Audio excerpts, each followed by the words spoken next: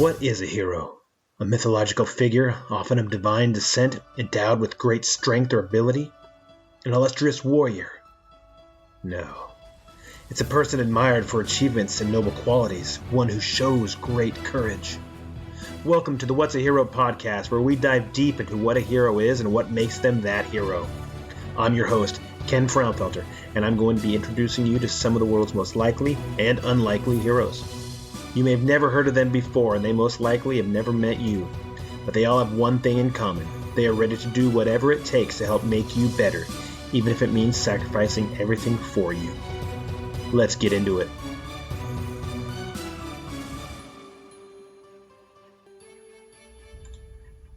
This is episode 88 of the What's a Hero podcast with me, Ken Fraunfelter. Once upon a time, there was a king who had a great forest near his castle, full of all kinds of wild animals. One day he sent out a huntsman to shoot a deer, but the huntsman did not come back. Perhaps he has had an accident, said the king, and the following day he sent out 2 other huntsmen who were to search for him, but they did not return either. Then on the 3rd day he summoned all his huntsmen and said, "Search through the whole forest, and do not give up until you have found all 3. But none of these came home again, nor were any of the hounds from the packs that they had taken with them ever seen again. From that time on, no one dared to go into the woods, and they lay there in deep quiet and solitude, and all that one saw from there was an occasional eagle or hawk flying overhead. This lasted many years, when an unknown huntsman presented himself to the king seeking a position, and he volunteered to go into the dangerous woods. The king, however, did not want to give permission and said, "It is haunted in there. I am afraid that you will do no better than did the others, and that you will never come out again." The huntsman answered, "Sir, I will proceed at my own risk. I know nothing of fear." And this is the beginning of a story called Iron Hans or Iron John, as it has become known. And it is of the Grimm fairy tales. And yes, we are going over a fairy tale today, but it is an in-depth fairy tale that has a lot of parts to it that are actually going to continue our conversation from our last episode. So if you haven't listened to episode 87,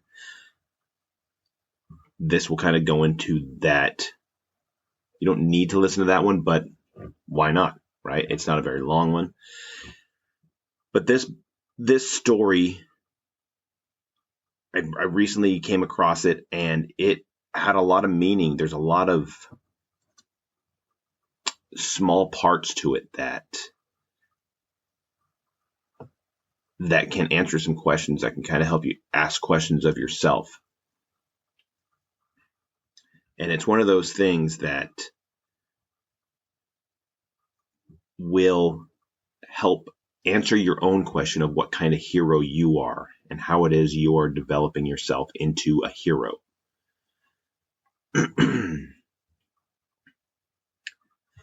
So we'll get back into it. The huntsman therefore set forth with his dog into the woods. It was not long before the dog picked up a scent and wanted to follow it. But the dog had run only a few steps when it came to a deep pool and could go no further. Then a naked arm reached out from the water, seized the dog, and pulled it under. When the huntsman saw that, he went back and got 3 men. They returned with buckets and bailed out the water. When they could see to the bottom, there was a wild man laying there. His body was brown like rusty iron, and his hair hung over his face down to his knees. They bound him with cords and led him away to the castle. Everyone was greatly astonished at the wild man. The king had put him into an iron cage in his courtyard, forbidding, on pain of death, that the cage door be opened. The queen herself was to safeguard the key. From this time forth, everyone could once again go safely into the woods. The king had a son of 8 years. One day he was playing in the courtyard, and during his game, his golden ball fell into the cage.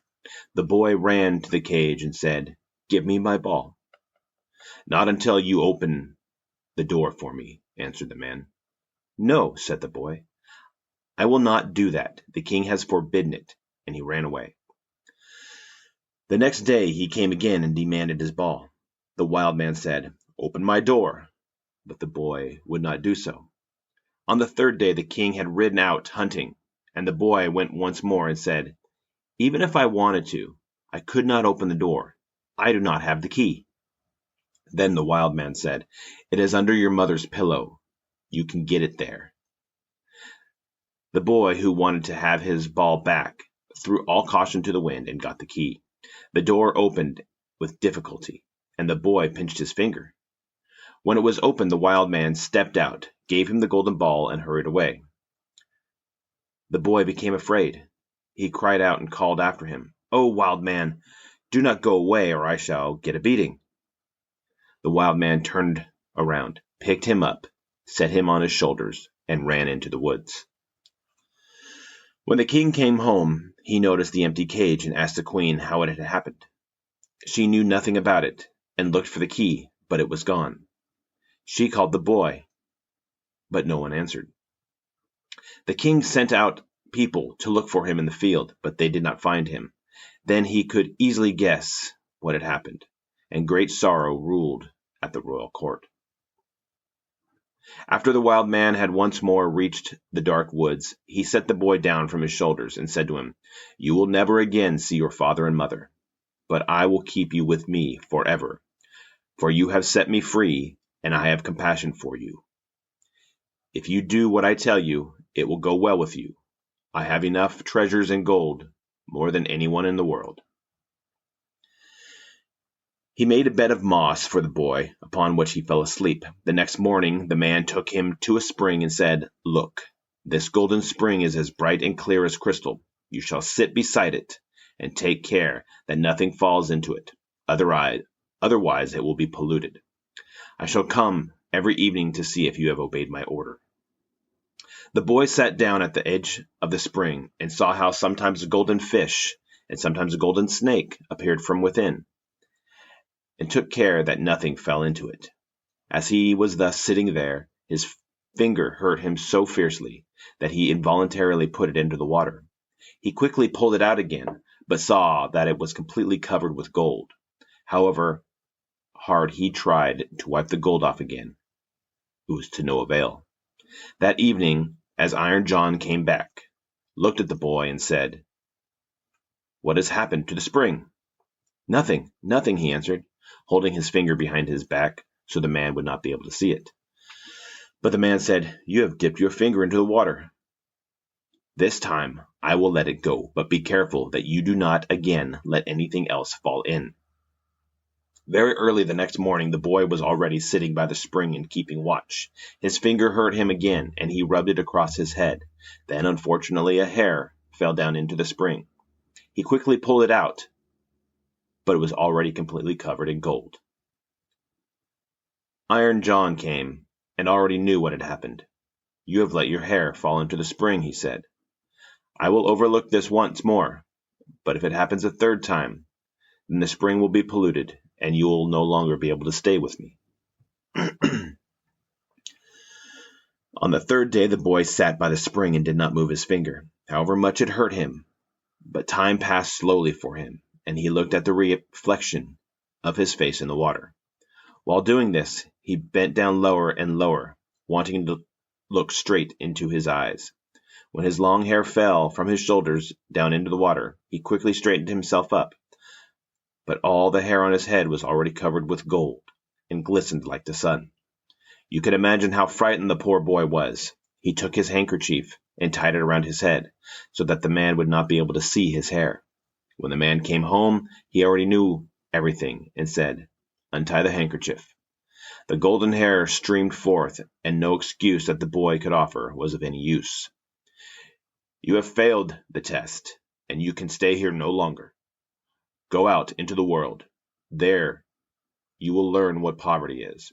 But because you are not bad at heart, and because I mean well by you, I will grant you one thing. If you ever are in need, go into the woods and cry out, 'Iron John!' and then I will come and help you. My power is great, greater than you think, and I have more than enough gold and silver. Just this first part, you look at it, and I'm going to break this down a little bit, but just this first part, to look at it, you think, okay, it's a story. I understand that there's more to it than just a story. This is a story about life. Who is that one creature that boys are going after all the time? Who is that one thing they're always getting in trouble for? Who is that one creature they're always fighting each other about, or fighting over a girl for? It's that wild man that lives inside them. It's that wild thing that is them. And as they go trying to figure out who this wild man is and getting close to him and losing themselves by playing too close to where he is held, they get lost with him. And in some instances, he takes them with them. In this case, in order to go with the wild man, he has to go steal from his own mother, sever those ties, and go. It happens when the father is away as well. So when the father is away, he's not tending to his child. He's out doing something else. He has to go to work. He has to go do something else. Be somewhere else. Steals from his mother the thing that she holds under her pillow. And what does she do on her pillow? She sleeps on that. That's where she puts her head. He steals that thing that is in her, that she has in her mind and in her heart for him to keep him safe. She steals that, or he steals that, and goes and releases the wild man. And the wild man takes him away because he's only thinking of his ball and not getting in trouble. So he goes with the wild man, and as he's there, there's rules. There's rules he has to live by. He has to live by not doing anything to the spring, not doing anything to taint the spring. And so he does it anyways, because the pain is just a little bit too much in his finger. Or he's too interested in what else is going on that he's not paying attention to everything else around him. And his hair turns gold, his finger turns gold. All these things become something else because he's not paying attention as he is with the wild man. So then he continues to grow, and the wild man sends him away and says, you can't be here anymore. You're not following the rules. If you ever need anything, come back. Find me. I will be here. And that wild man's not a bad thing. That wild man is that thing that the boy has to learn. It's the way the boy has to learn to be before he can go out and become something else. But he's going to go out and he's going to be poor. And he's going to find pain, and he's going to have low time. As he said, there you will learn what poverty is. But because you are not bad at heart. If you ever need anything, because you're good, I know you're good, but you have a wild streak to you, and that's fine. But you have to go learn. You have to go figure out who you are, because you can't abide by the rules here any longer. So what he does is he sends him away. But that's part of growth. That's how boys grow. That's how we all grow. Is we go through this time of just play. Everything's easy. Hey, that's interesting. We go there because that's what it's rough and tumble. It's what boys do. That's why boys get in trouble at school. Because they don't do well just sitting in an institution setting where they're just sitting and you have to pay attention and just listen and stay in your seat and don't get in trouble and don't do anything. Be quiet, and we will tell you. And there's girls that do this as well, sure. But we will tell you when and where you can do things. That's why boys are getting in fights more often. That's why boys are doing all these different things. Because they have a wild streak in them. And they have attached to the wild man. But it happens and they steal their mother's heart, and when father is away. Sometimes father goes on his own, and we know he's coming back, or sometimes father never comes back. Nevertheless, the boy is without his father, and he's gone. Let's get back to our story. Then the prince left the woods and walked by beaten and unbeaten paths, on and on until at last he reached a great city. There he looked for work, but he was not able to find any, because he had not learned a trade by which he could make a living. Finally he went to the castle and asked if they would take him in. The people at court did not at all know how they would be able to use him, but they took a liking to him and told him to stay. Finally the cook took him into service, saying that he could carry wood and water and rake up the ashes. Once, when no one else was at hand, the cook ordered him to carry the food to the royal table. Because he did not want them to see his golden hair, he kept his cap on.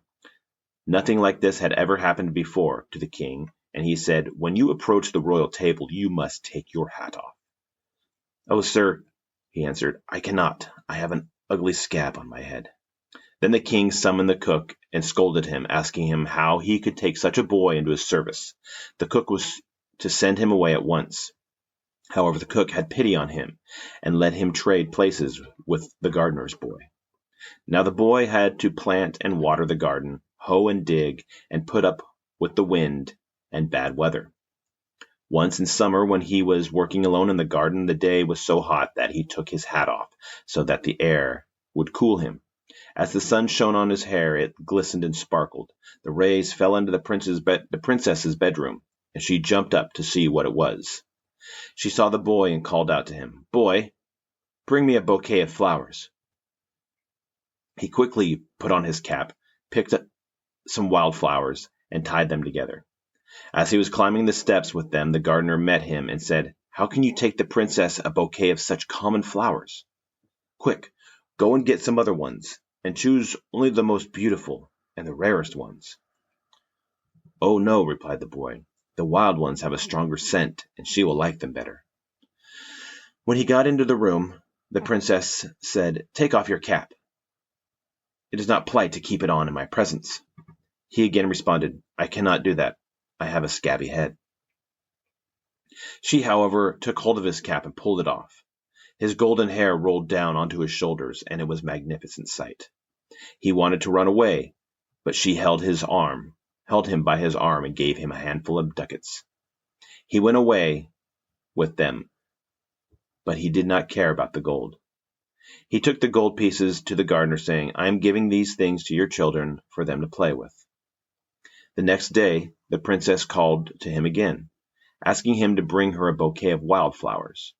When he went in with it, she immediately grabbed his cap and wanted to take it away from him, but he held it firmly with both hands. She again gave him a handful of ducats.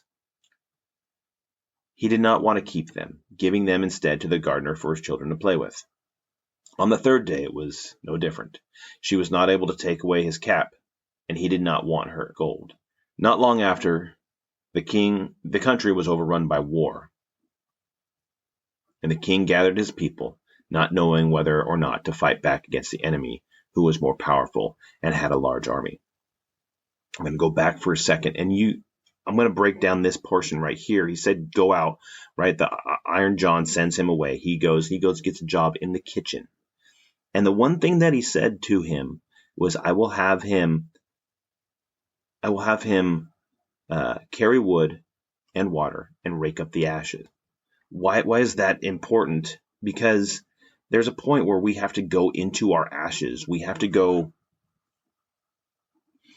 dig that sort of thing. Dig ashes, become ashes ourselves. That's the idea of the phoenix rising from the ashes. But we all have to go into that time of lowliness, of we go become a dishwasher, we go become a farmhand, we go become, our menial jobs that we start when we go to, the low, if you go in the military, you are you're washing toilets and scrubbing grout, things like that. You're doing low jobs. You go into college, you have to get some kind of part-time job. Well, you should have to go get some kind of, waiter, waitress, burger flipper. And not to say those are bad, but they're lowly work. They're not meant to be careers. They're not meant to be there forever. When you work, let's say in this case, he works in the kitchen, and he continued to work in the kitchen. He would chop wood and carry water and shovel the ashes. However, eventually he would start learning how to cook. He would ultimately, because there's movement, there's a chance that he would maybe become the cook. You rise. You don't stay in a burger flipper position. You don't stay in a lowly position forever. You go into the military, you're not going to see, you're rarely going to see a sergeant. You're not going to see an officer scrubbing a toilet or scrubbing grout or doing anything like that. That is for the privates. That is for the people, the lowly people. You will go learn poverty. And you have to go into that. You have to go into that time of ash, as they call it. You maybe have to, be an orderly if you want to get into hospital work. You might have to do some kind of low side like that. But it's not menial because of your worth being less than others. But you have to learn. That's the idea of the ground up. Learning from the ground up. But he goes into this and he continues to do this. They don't like it, and so they put him in the garden where now he's digging in the dirt. And they said he's hoeing and he's doing all these different things. And that's, once again, menial work. It's hard. It's hard labor.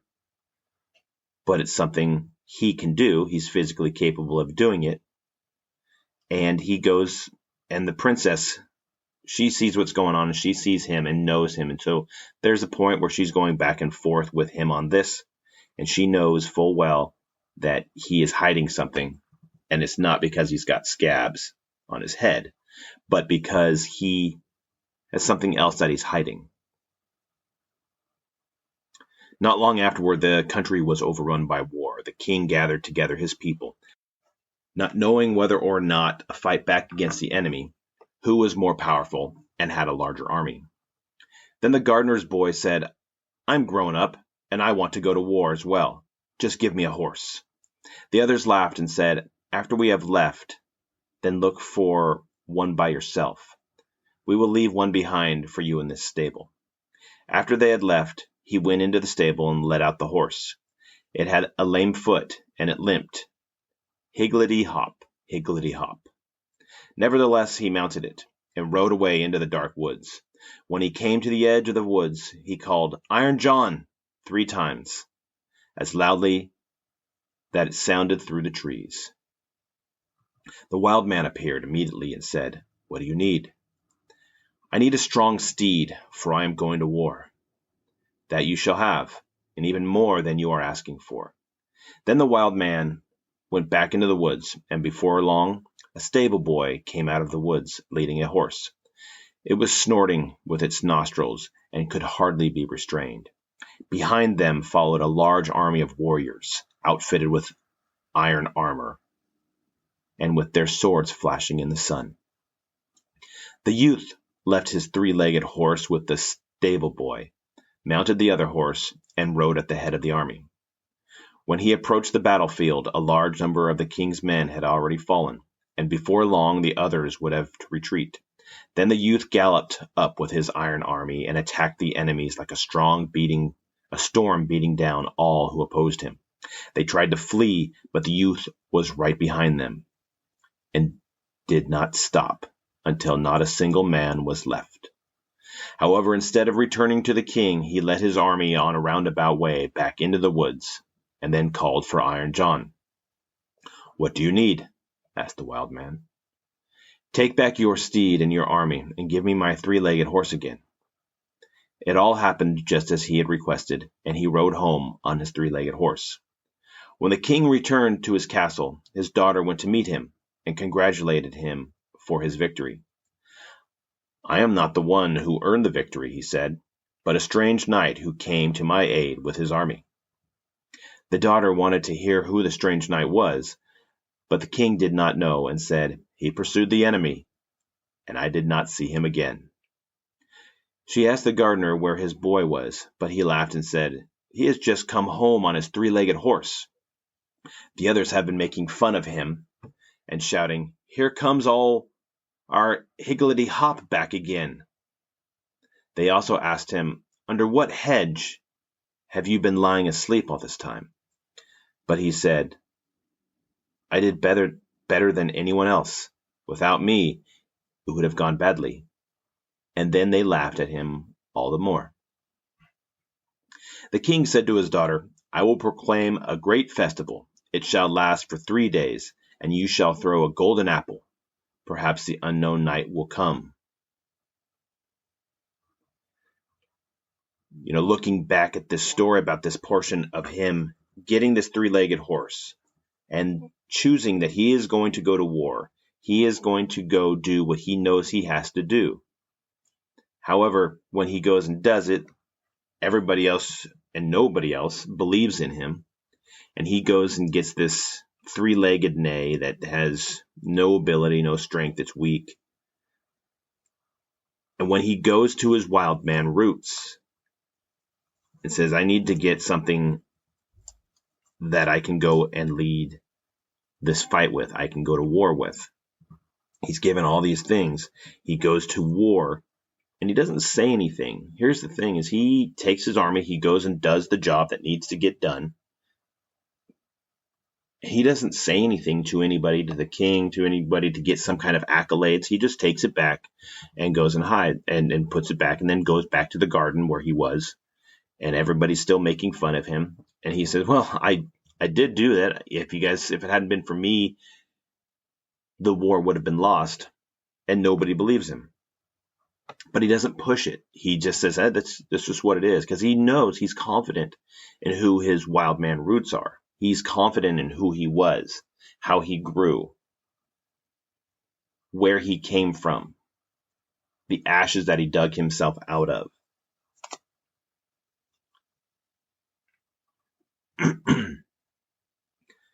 Back to the story. The king said to his daughter, "I will proclaim a great festival. It shall last for 3 days, and you shall throw a golden apple. Perhaps the unknown knight will come then." When the festival was announced, the youth went out into the woods and called Iron John. "What do you need?" he asked. "To catch the princess's golden apple." "It is as good as done," said Iron John.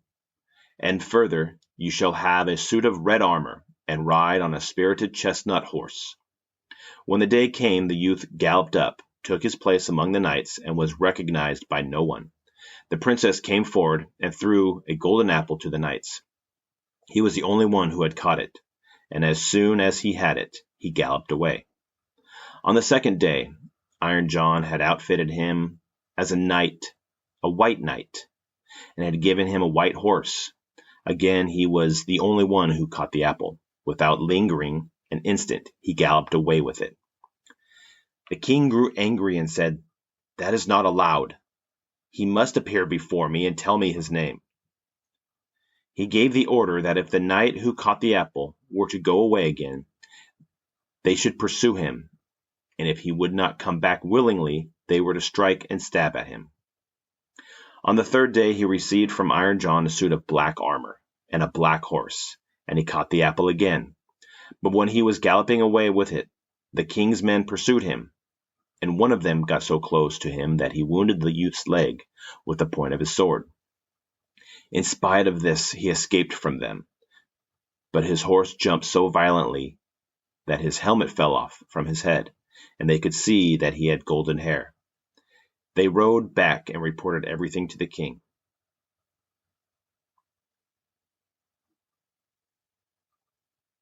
What's the importance of the three suits of armor, the three different suits of armor? White, red, and black. White is purity. Red is the color of blood, and in old fairy tales, it was the color that was prescribed to women because of blood. And then the black is that of darkness.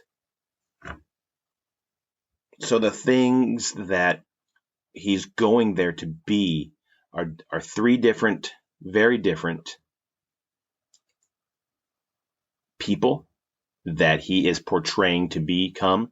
And then he is followed when he just grabs the prize, the golden apple in this case, and runs away. He runs and he's stabbed by the king's guard. It's not the guard himself that makes it important. It's who sent the guard or the soldier. In this case, it was the king. He was wounded by the king. Who do we know the king is? The king is his father. How often are boys wounded by their own father when they are attempting to chase and go become who they are? And then as they run away to go back to their wild man roots,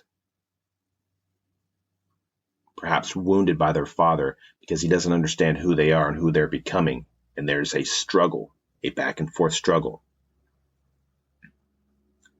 until there's something happens to where their true self is shown to be the person. And in this case, his helmet falls off and his true self is known. He's the one with the golden hair, which leads us to this next portion.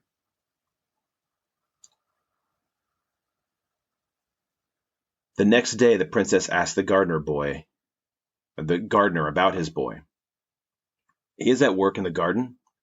The strange fellow has been at the festival too. He came home only yesterday evening, and furthermore, he showed my children 3 golden apples that he won. The king had him summoned, and he appeared again, with his cap on his head. But the princess went up to him and took it off.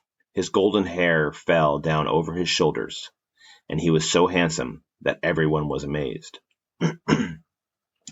Are you the knight who came to the festival every day, each time in a different color, and who caught 3 golden apples? Asked the king. Yes, he answered, and here are the apples, taking them out of his pocket and returning them to the king. If you need more proof, you can see the wound that your men gave me when they were chasing me, but I am also the knight who helped you to your victory over your enemies. If you can perform deeds like these, then you are not a gardener's boy. Tell me, who is your father?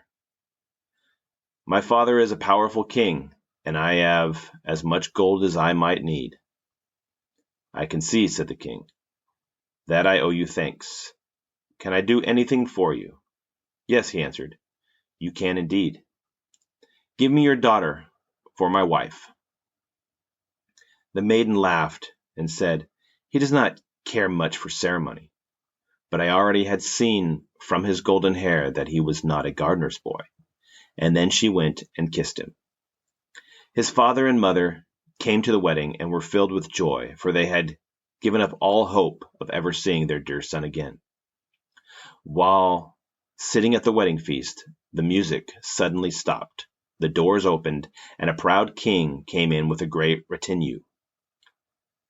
He walked up to the youth, embraced him, and said, I am Iron John. I had been transformed into a wild man by a magic spell, but you have broken the spell. All the treasures that I possess shall belong to you.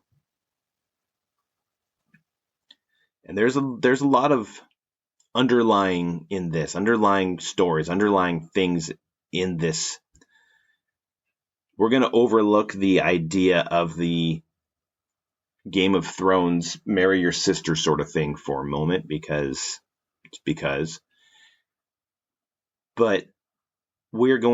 but you look at this, that when he called him to him, he was more than open and honest and said, yeah, I was the one who helped your army.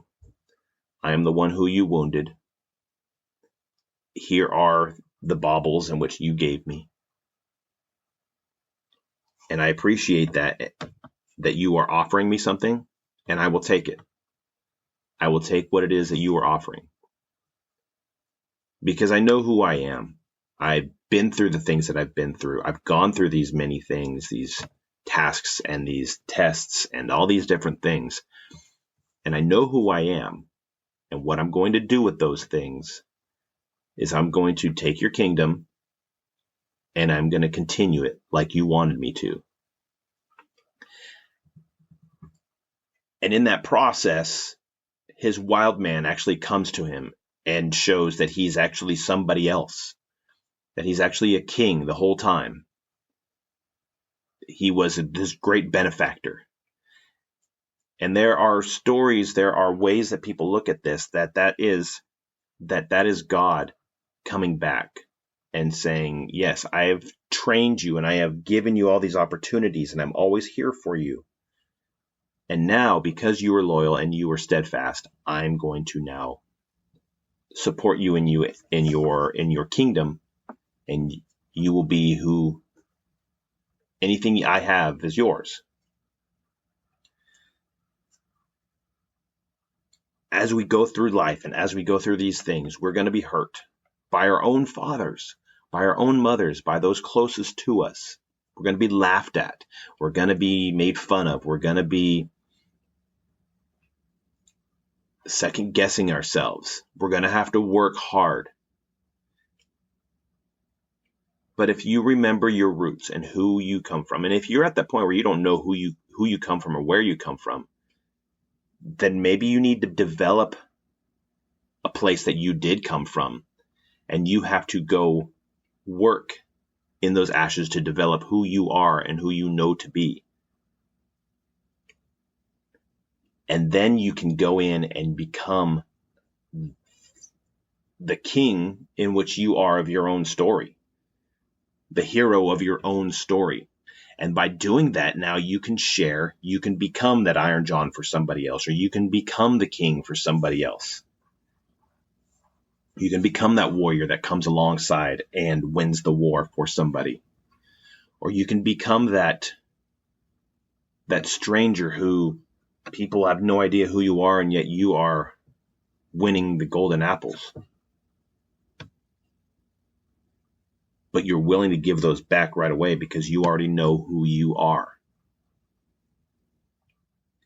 Now, I may be missing the mark on some of this. However, the important thing is that you can go through and look at a story like this and to determine who you are and where you come from. And in that process, that's not just for guys. However, this story is written specifically, and there are stories taken from this. There's an entire book by a man named Robert Bly about this called Iron John. And he breaks down this entire story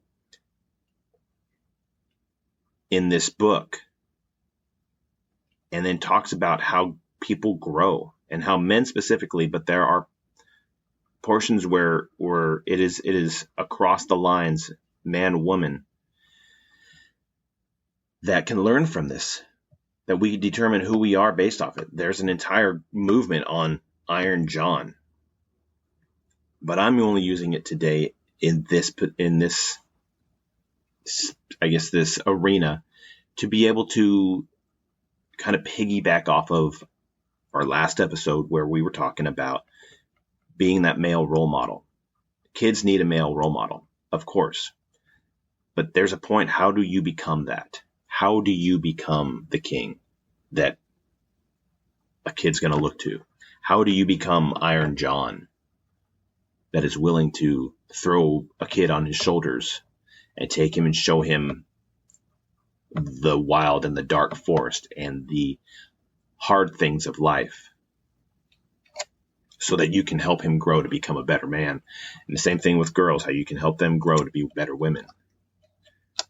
Nevertheless, this story helps paint that picture of who you can become and how you can become to do it. And in such a way that we can learn that it's not always going to be easy, and you're not going to walk into something and know how to do it right away. You may very well have to try to figure out how to go about doing things in the moment.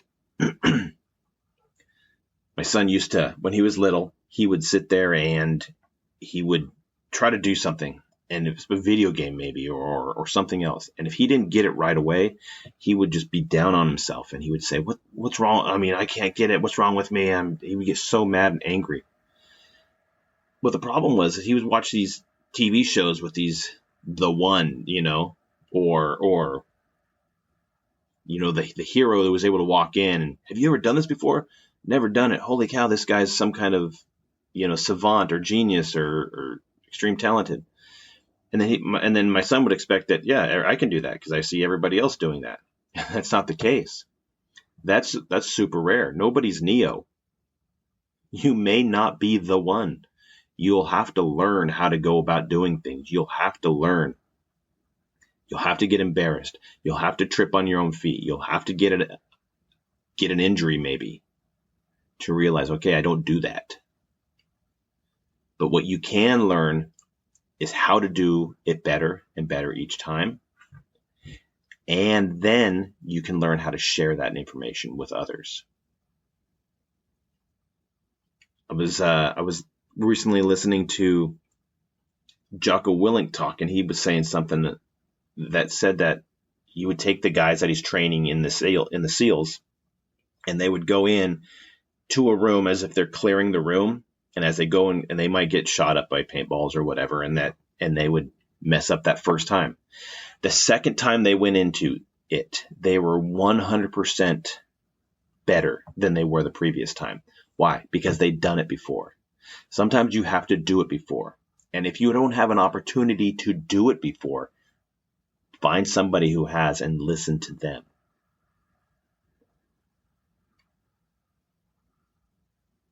Give yourself the opportunity to become better. And get your ego out of your own way. So with that, switching gears here just a little bit, I do want to let you know you can find the What's a Hero podcast on every kind of social media. We're on Facebook and Instagram and Twitter, and I'm on LinkedIn. And you can find us there. You can find us also on the What's a Hero podcast.buzzsprout.com. That's our website. You can go there. It has links to every podcast platform you listen to, and you can find the show. Go in there, subscribe to it, click on it. Well, of course, if you subscribe to it, you clicked, right? Nevertheless, go there and download episodes. Also, leave a review on iTunes. Give me 5 stars. Just, I dare you. Give you 5. Okay. I'm not going to beg for anything. Nevertheless, go there, check us out, download the episodes, give us a review, and it would help us because it helps get things the way the algorithm works. The more people say, hey, this is a show that I listen to, they'll say, hey, this is a show other people listen to, and they'll send it out to other people. And so help us out in that way. We do what we can to bring this to you for free. And I hope that you are able to get something out of it. So with that, I do want to thank a Dose of Ethos. You guys are cool. You guys are great. You guys, if you want to try to figure out how to get in shape, if you're a police officer or a first responder and you're trying to get in shape for, say, the academy, or you're trying to get in shape after you've graduated the academy and you've sat in your patrol car a little bit too long and you need to get back on your feet and you need to get back in a fighting shape, then check out A Dose of Ethos. When you check out, they have different workout programs. They have clothes and shirts and hats and all that stuff like that. Go check them out. But when you check out, put in What's a Hero, and they will provide you 10% off. So check them out. They're super cool. Good guys. It's run by Jarrett Morris. He's a sheriff's deputy, and he's a top-notch guy. Nevertheless, I think I've said nevertheless too many times here, haven't I? I will try to stop doing that. Nevertheless, we're going to try to remember that the people that stand in the way of chaos and your front door are those people who are always there, and that is our nurses and our teachers and our military veterans. You guys are just the Army, Navy, Air Force, Marines, Coast Guard, all you guys just keeping us safe, doing what you do. Our first responders, our EMTs, firefighters, and our police officers. without you guys, and I'm talking all police officers, from your deputy sheriffs that are way out in the rural areas to our municipal police officers, state police, FBI, I don't know about CIA, I guess so, U.S. Marshals, Border Patrol, Secret Service, all of you guys that are trying to help make us a better country, those who are genuinely trying to help make us a better country, thank you for being there and holding that line. Those of you that aren't doing that, try to figure out what's going on, try to figure out who you are, and hold fast to your convictions and become the person that little person that used to be you, that little kid, what he wants to be, not what somebody else wants you to be. Don't let somebody tell you who you are. You tell them who you are, and you have to have integrity and you have to have heart in order to do that. And if you don't know those things, maybe you need to meet the wild man, and maybe you need to get roughed up just a little bit and maybe go back into your ashes and humble yourself a little bit and then get back into it and then remember where you came from and who you are.